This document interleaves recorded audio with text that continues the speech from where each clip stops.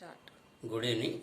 Today the subject is strength of materials or solid mechanics, which is common to both civil and mechanical engineering students for the GATE and also for other competitive examinations. First we have the maths following. So here stress strain diagram is given.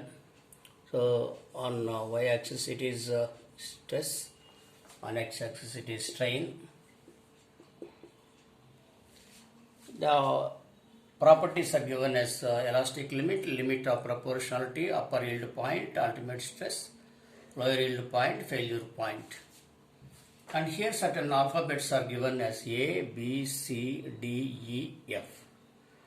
So in the universal testing mission, we conduct the experiment between the two parameters, stress and strain, and automatically a graph will be drawn relating the terms stress and strain. For example, here when we apply in the universal testing mission, say this is the universal testing mission where we put a mild steel bar between the two jaws, upper jaw and lower jaw. When the load is applied and the machine is put on, and it will be extended like this, and here the rod will be subjected to elongation, and the shape of the rod will be like this,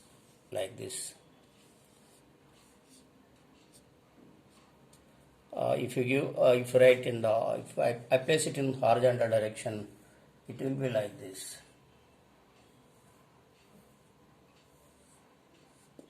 This is called as neck portion. Because of tensile forces or tensile stresses, here it will be subjected to reduction in diameter and increase in length. So here we have got some changes in length in the form of dl and some reduction in the diameter of the rod. And accordingly here we get some stresses and strains. Stress is nothing but it is the load acting per area or tensile force per area. And strain is nothing but it indicates the changes in dimensions. It is given as change in dimensions, length, change in length, and change in diameter or change in thickness like that, divided by original length and divided by original diameter and divided by original thickness like that. Strain has no units because the numerator it is in mm, in the denominator is in mm, so strain has no units. Now coming to the characteristics of the graph. OA is a straight line which indicates that there is direct proportionality between stress and strain. According to Hooke's law, stress is directly proportional to strain. That means if there is increase in the stress, there will be increase in the strain, and that will be proportionate. For example, if you take the load here, some stress units here and strain units here. Suppose if the stress unit is 5, strain unit is some 10 units.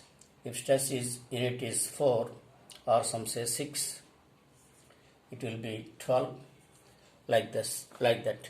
If it is some 7 units, it is 14. If it is 8 units, it is 16. That is, there is 1 unit change in the stresses. Here also there is 1 unit change in the stresses, and in the strain there are 2 units change. That is, there is a constant increase in the stress and there is a proportionate increase in the strain. For every 1 unit of change in the stress, there are 2 units of change in the strain. And again here also for 1 unit change there are 2 units. Here also for 1 unit change there are 2 units. It is called as direct proportionality. And here, because of direct proportionality, we get a straight line curve here. That OA up to OA here, this portion is straight line. Now, so this is called up to this point, this follows the Hooke's law, and this is called as elastic limit. This one is called as elastic limit. So A is called as elastic limit, and B is called as proportional limit. It is proportional limit. A is called as, why it is called as proportional limit? Why it is called as proportional limit? Because stress is proportional to strain. Stress is proportional to strain. Therefore, it is called as proportional limit. and B is called as elastic limit. Elastic limit means it regains the properties of elasticity up to the point B. That means elasticity means when the load is applied on a body, there will be change in its dimension. When the load is removed, it comes back to its original shape. Suppose the load is applied, there are some changes in the length. If the load is removed, it comes back to its original position. That means the body regains its original shape and size. That property is called as elasticity. For example, up to 6 units of stress, the body comes back to its original shape and size. That sixth unit, for example, sixth unit is called as elastic limit. Now, after elastic limit, it gradually loses its elastic properties and gradually gains its plastic properties. Now, C is called as upper yield point. Yield point means, suppose up to certain load, there will be elongation of the body. Say the body is elongating up to certain load, say up to 7.5 units, the body is continuously elongating. After 7.5 units, even without increasing the load, the body will be still elongating. That means after the application of the stress of 7.5 units, even if you don't increase from 7.5, the body will be still elongating. That means body is yielding to the external loads. అంటే తెలుగులో చెప్పాలంటే body లొంగిపోయింది బాహ్య శక్తులకు, ఆ external ఫోర్సెస్కు body లొంగిపోయిందంటే in other words the material has become material weak అయిపోయింది. Further load apply చేయకపోయినా కూడా అది ఎలాంగేట్ అవుతానే ఉంటుంది. And this is called as lower yield point. అంటే మళ్ళీ ఇప్పుడు 7.5 నుంచి మళ్ళీ కొద్దిగా డౌన్ అయినా మనము సపోజ్ 7కి డౌన్ అయినా కూడా 7.5 నుంచి ఇది 7.5 అనుకుంటే 7కి డౌన్ అయినా కూడా అది లోయర్ ఈల్డ్ పాయింట్. అంటే 7 యూనిట్స్ అయినా కూడా ఇంకా ఈల్డ్ తగ్గించినా కూడా కొద్దిసేపు ఈల్డ్ అవుతూ ఉంటుంది.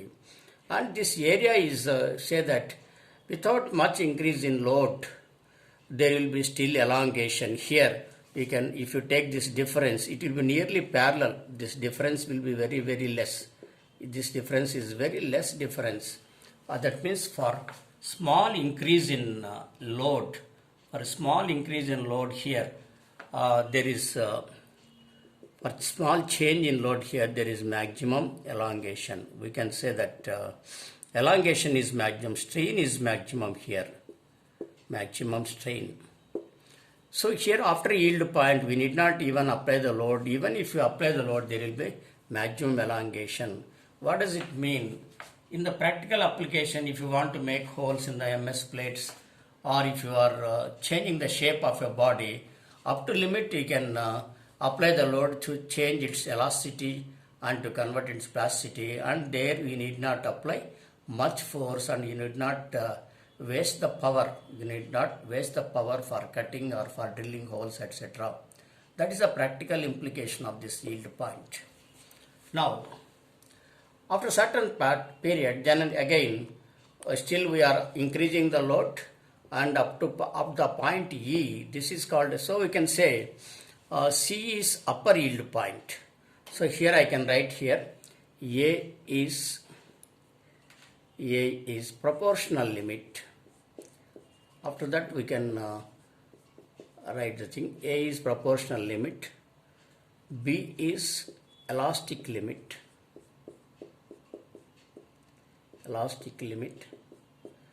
and C is upper yield point, and D lower yield point.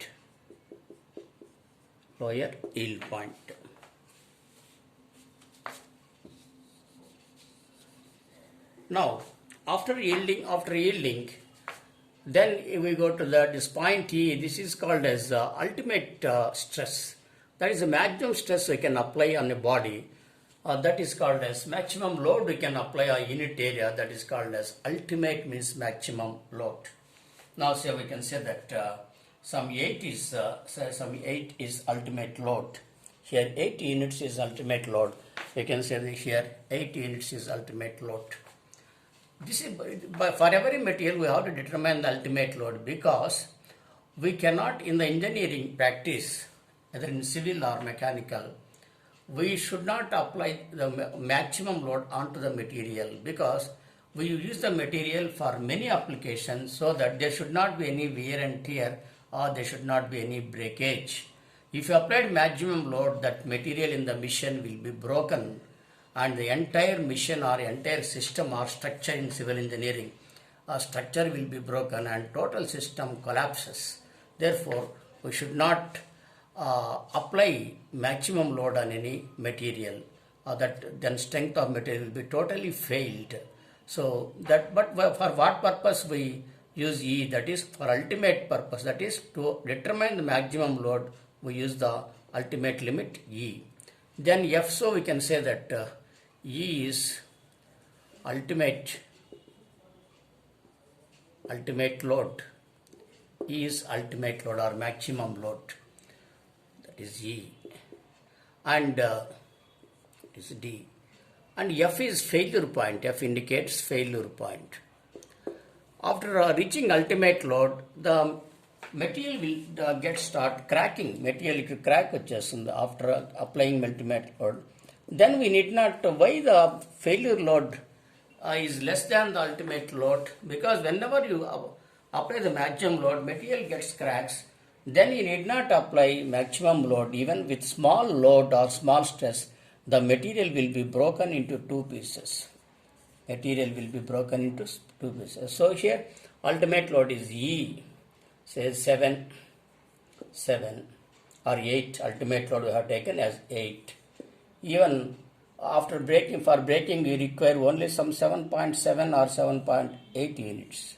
So generally people will confuse. Failure will point here indicates maximum. No, E is ultimate load, where material is almost in the broken stage, cracks are formed. Then the small load is necessary to break the specimen, to break the material. Therefore failure point is less than ultimate stress. So F is failure point. So we can say, for the match the following, now we can say A is proportional limit.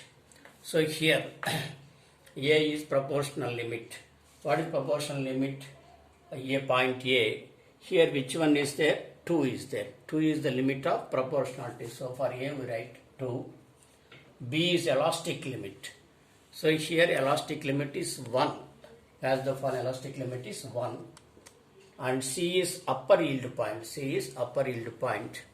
So here upper yield point is 3. So for C you will get 3. And D is lower yield point. Here it is D is the lower yield point. And lower yield point is 5. So D is equal to 5. And E is ultimate stress. Here ultimate stress is 4. So E is equal to 4. And F is the failure point, and F is the 6. So the answer is A2, B1, C3, D5, E4, F6. So that is 2, 1, 3, 5, 4, 6. So this A is the correct answer. So generally most of the people will get fear about all these things. But once you know the subject, after knowing the subject clearly, then divide the properties like this and indicate like this, then you get answers like this. So here we get another term called as factor of safety. It's very, very important. Young's modulus is the formula stress by strain. Factor of safety is ultimate stress by working stress. Say for example here, ultimate stress is, we can say, factor of safety formula. Ultimate stress is 8, and say working stress is say some 4 units or some 6 units, we can say that. And then here 2 force 4 by 3, say some 1.33, factor of safety is 1.33. That what does it mean? So for example, ultimate stress, here we have to, this is the ultimate stress, but we should limit the load to 6 units only. Even though material can withstand 8 units of stress, but we should limit it to 6 units to have longer life. That is, here we have factor of safety is 1.33 means, and that is, if ultimately load is 8 divided by 1.33, it nearly gives this one, because ultimate that is working stress is equal to ultimate stress by factor of safety. So ultimate stress by factor of safety, that is equal to working stress. So we can suppose, if you want to make say factor of safety, if you take it as 2, then 8 by 2, that is equal to 4 units is the working stress. So always we should have the factor of safety to have the safety of the system, to have the long life of the system. If you apply the ultimate load, the material or system will be failed. Now coming to temperature stress or thermal stresses. Here a rod of length 250 mm is there. It is fixed between two plates and it is subjected to a temperature rise of 250 degrees centigrade with a coefficient of thermal expansion 1 into 10 power minus 5 per degree centigrade. That means per degree centigrade its thermal strain is 1 into 10 power minus 5, and E is 200 gigapascals. So here thermal stress or temperature is rendu kuda okate. So here find out the thermal stress developed in megapascals in the beam. Options are given here in megapascals. We know that 1 gigapascal is equal to 10 power 3 megapascals. 1 gigapascal is equal to 10 power 3 megapascal. Giga means 10 power 9. Or 10 power 9 mega ante 10 power 6. 10 power 9 by 10 power 6 is 10 power 3 megapascals. So E is 200 into 10 power 3 megapascals. And again we know that thermal stress is equal to sigma T is equal to E alpha delta T. E is 200 into 10 power 3 megapascals. Coefficient of thermal expansion 1 into 10 power minus 5 per degree centigrade, and temperature change is 250 degrees centigrade. Now degree centigrade gets cancelled. We get some 500 megapascals here. It is 10 power 3 and 10 power minus 3 or 10 power minus 5. So we get some 5 into 250. Finally we get 500 megapascals. Now here another is friction is there. It is problem in the friction. So a mass of P is attached with a inextensible string. Mass of P is 100 kgs. Mass of S is 150 kgs. These are placed one over the other. And coefficient of friction for all surfaces is 0.4.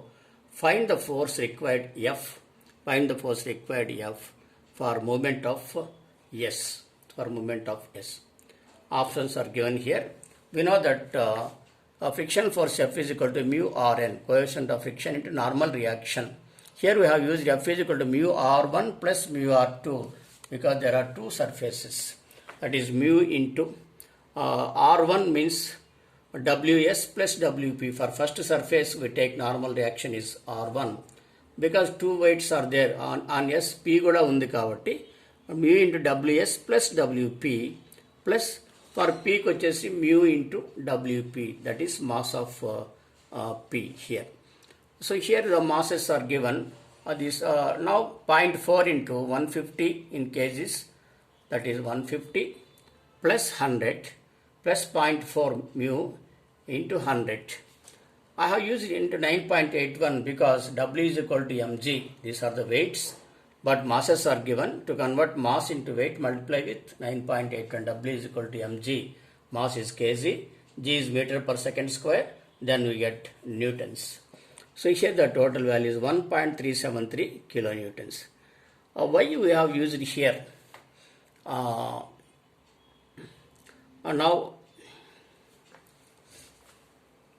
so answer is 1.37. Because here the two things are there. F is equal to mu Rn because the frictional force, here frictional force always acts in the opposite direction to applied force. The minimum force required to slide the body or to move the body is equal to the frictional force. That is why applied force F is equal to frictional force mu R1 plus mu R2. Mu R1 means we take both P and S for R1 here. That is 0.4 into P value is 150 kg. S value is 150 kg, P value is 100 kg. And for this circuit, between these two again there will be friction. Between P and S there will be again friction. And here again one more normal force will be there. For that 0.4 into 100, 0.4 into 100. Here we consider both loads for first one here and here 0.4 into 100. And to convert mass into weight, multiply with 9.81, we get the answer. This is about thermal stresses.